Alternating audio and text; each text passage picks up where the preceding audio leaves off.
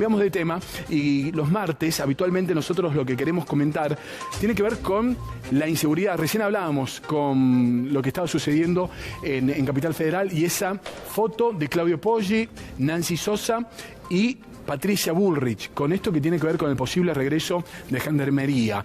Antonella Camargo es nuestra columnista de policiales, judiciales, una foto importante, ¿no? ¿Cómo estás? Buenas noches, Emi, tal cual vos los decís, sí, porque tiene que ver con la llegada de Gendarmería, pero también se habló de la seguridad, claro, de una de las principales preocupaciones que tiene la provincia de San Luis desde hace varios años. Exactamente. Y justamente, bueno, hoy vamos a comenzar hablando sobre hechos de inseguridad. Hechos de inseguridad que en este caso le tocaron a un jardín de infantes. ¿En dónde ocurrió esto? En calle Colón, acá antes en la de ciudad Balcarce, de San Luis. sí, pleno centro de la ciudad de San Luis. El jardín se llama Trazando Sueños y el hecho tomó trascendencia en las redes sociales en las últimas horas.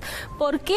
Porque, bueno, viralizaron las imágenes del delincuente que ingresó durante el fin de semana. Qué bárbaro, ¿eh? Para poder ingresar, bueno, rompió una ventanita muy pequeña, pero sí logró llevarse varias pertenencias. Un microondas fue una de las pertenencias, también se llevó pavas, también se llevó dinero, materiales que utilizaban los chicos en el jardín de infantes y además hasta alimentos. Tuvieron que suspender las actividades en este jardín de infantes justamente para, bueno, poder llevar adelante las tareas investigativas. También se tomó el tiempo de, a medida que ingresaba, bueno, movía las cámaras de seguridad para que no lo registraran. Bueno, exactamente. Sonría, lo estamos filmando. Exactamente, bueno, fue como claro, como quedó registrado. Por supuesto que los directivos dieron a conocer un mensaje, lamentaron las pérdidas porque perdieron todo lo que habían logrado construir durante años, y las familias, como una especie de acción solidaria, decidieron, bueno, hacer una colecta de alimentos, de materiales, para que los más pequeños, para que las familias que a diario iban a ese jardín de infantes, bueno, puedan volver a las actividades y recuperar algo de lo que perdieron. Bueno, tiene que ver con esta crisis de la inseguridad, lamentablemente, en la provincia de San Luis. Te cambio de tema. La semana pasada nos prometiste un informe que tenía que ver justamente de lo que fue una de las noticias en el 2023, de cómo operaba una banda narco en el propio servicio penitenciario de la provincia de San Luis. Exactamente. Bueno, vos lo decías también en el inicio, narcotráfico, uno de los temas que ha tomado trascendencia en la provincia de San Luis. En este caso, como varios hechos que tuvo como protagonista el Servicio Penitenciario Provincial. En las últimas horas hubo novedades. ¿Por qué? Porque la justicia, el juez federal Juan Esteban Maqueda, procesó a 10 de los 12 integrantes de esta banda narco. ¿Por qué 10? Porque 2 permanecen prófugos. Son 2 personas oriundas de Jujuy que permanecen prófugos, pero ya hubo un procesamiento. La mayoría de ellos incluso está detenido, el líder de la banda narco, 2 agentes penitenciarios y aquellos que funcionaban como colaboradores. Quien estuvo hablando al respecto fue el fiscal Cristian Rachid, que dio detalles de lo que involucró esta investigación y también de lo que significa para San Luis haber podido combatir y desbaratar esta banda narco. ¿Lo compartimos? ¿Te parece? Primera parte, la banda narco que operaba acá desde la penitenciaría de San Luis. A raíz de una investigación previa, nosotros detectamos que una de las personas que estaba involucrada aparentemente en introducir droga en la provincia a gran escala era uno, como hemos tenido casos anteriormente, que estaba precisamente detenido en servicio penitenciario, aunque en este caso no con antecedentes por droga, sino por delitos ordinarios. Entonces se detecta que esta persona tenía varios contactos en el exterior, pero a su vez que tenía un trato preferencial adentro de la cárcel. No solamente porque tenía teléfonos y los manejaba a gusto y piacere, sino que recibía visitas fuera de los días y horarios habituales de visita, y esa visita tenía un trato absolutamente preferencial, al punto tal, por ejemplo, que una de las principales colaboradoras de Churquina, Selene Milagro Incirilo, una vez viniendo de San Luis de Villa Mercedes, por ejemplo, no se ubicaba para llegar al penal, el propio director del penal, Jorge Orozco, que está también imputado en la causa, salió a buscarla con su auto y a guiarla para que llegara hasta la cárcel. Ese era el trato preferencial, entre otras cosas que hemos detectado en el caso. Entonces, a partir de ahí se fue reconstruyendo cómo esta organización establecía distintos contactos y líneas para hacerse de la droga, principalmente cocaína, que se traía desde el norte, y entre esos proveedores había eventuales proveedores que actuaban desde Bolivia.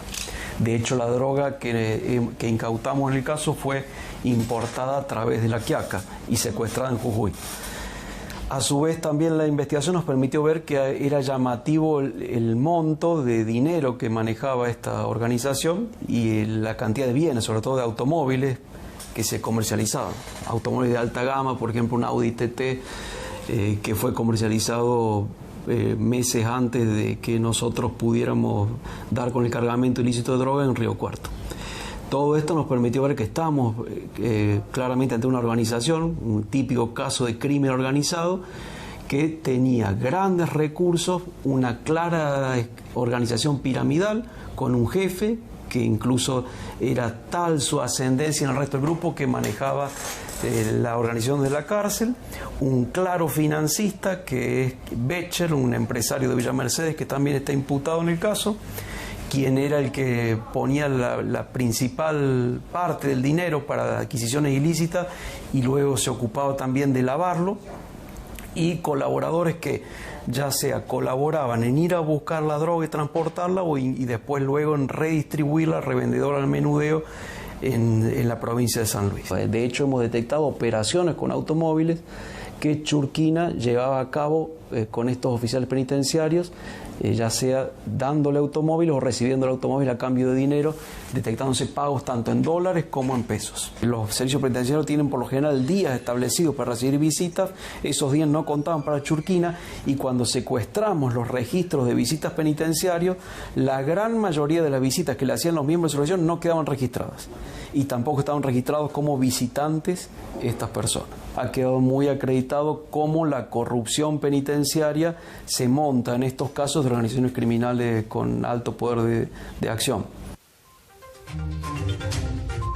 Bueno, claro, el fiscal Rashid ahí comentando, ¿no? Y algo en lo que hacen énfasis en la justicia federal es que San Luis tiene antecedentes de bandas narcos que eran lideradas desde la cárcel, pero en esta ocasión se pudo determinar el rol que tenía el servicio penitenciario.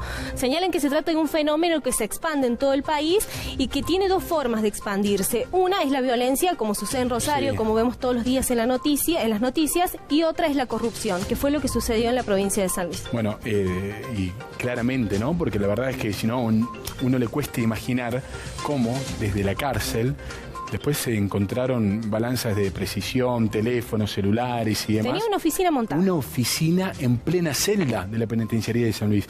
El ex ministro de Latini en algún momento dio alguna conferencia de prensa. ¿Se habló esto o no? Evitaron hablar y recién lo hicieron una semana después. Bien. Pero hablaron muy por encima del caso.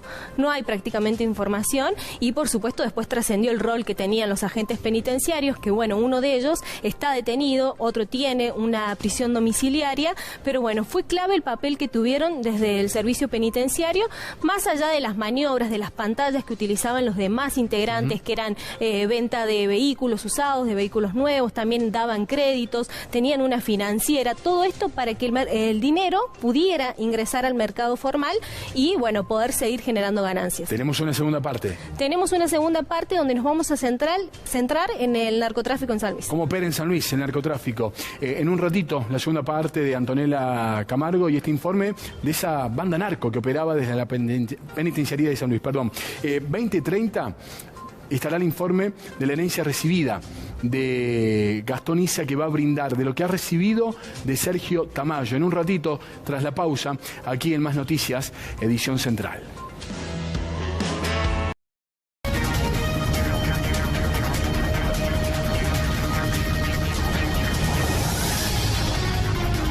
Vimos la primera parte, ¿no? Con Antonella Camargo, de cómo operaba esa banda narco que estaba en la penitenciaría de San Luis. El narcotráfico que lamentablemente ha crecido en la provincia de San Luis, en pueblos que uno a priori decía, bueno, qué pueblo tranquilo.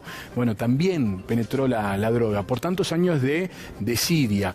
¿Cuál es la actualidad del narcotráfico en la provincia, Anto? Exactamente, bueno, creo que este caso dio una nueva muestra sobre el narcotráfico, una presencia en San Luis, y también el fiscal federal, Cristian Rachid, estuvo hablando sobre cómo se debe trabajar, que se debe apuntar a este tipo de bandas, se debe apuntar al narcotráfico y no como sucede a menudo, que es, bueno, apuntamos y trabajamos con el narcomenudeo. San Luis ya no es una provincia de paso en relación al narcotráfico para conectar con provincias vecinas. El narcotráfico es una realidad y estuvo hablando sobre eso. Lo vemos, dale. Concretamente desbaratamos y cortamos una línea de provisión muy importante aparentemente destinada, si no en su totalidad, en gran parte a abastecer el consumo local, nada más y nada menos que de cocaína.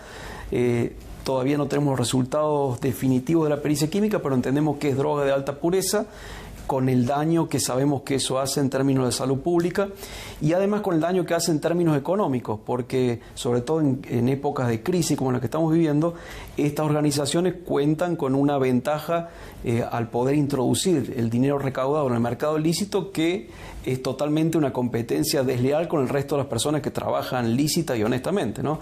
Entonces, los perjuicios que causan maniobras como esta a nivel salud pública, a nivel orden económico y financiero y a nivel corrupción son altísimos. Y es muy importante haber podido desbaratarlo. No es inteligente y tampoco es muy honesto en términos de combatir el narcotráfico concentrarse solamente en los que venden al menudeo. Es imprescindible ascender lo más que se pueda en la cadena hacia los proveedores de la sustancia, hacia los grandes jugadores o a los medianos, como son esta banda que hemos desarticulado en San Luis, y por supuesto al mismo tiempo también atender al narcomenudeo. Ha habido incremento del consumo. Esto es un mercado ilícito, pero un mercado, en fin, hay más demanda y por lo tanto hay grandes bandas criminales dispuestas a abastecer esa demanda y el fenómeno va incrementando año a año y es muy importante y complejo abordarlo. Tiene grandes jugadores o jugadores intermedios en lo que es el tráfico de drogas, que desde San Luis manejan la distribución, y no quiere decir necesariamente que toda esa droga que estamos mencionando, 2.600 kilos, 65 kilos de cocaína, 2.600 de marihuana, vaya a ser consumida en San Luis, sino que San Luis, dentro de la logística narcotráfico, es una provincia donde se introduce droga, se acopia y se redistribuye hacia las provincias vecinas. Hay que dar una lucha de frente. Exactamente. Vamos a hacer grandes negocios en San Luis y en Córdoba. Fue una conversación que arrojó uno de los teléfonos secuestrados a Rafael Churquina con su hija. Vamos a hacer grandes negocios en San Luis y en Córdoba. Para hacer negocios, alguien evidentemente dejaba. Anto, gracias. Hasta el martes que viene. Me gustaría que empecemos a tratar el posible regreso de Gendarmería aquí en la provincia de San Luis. Antonella.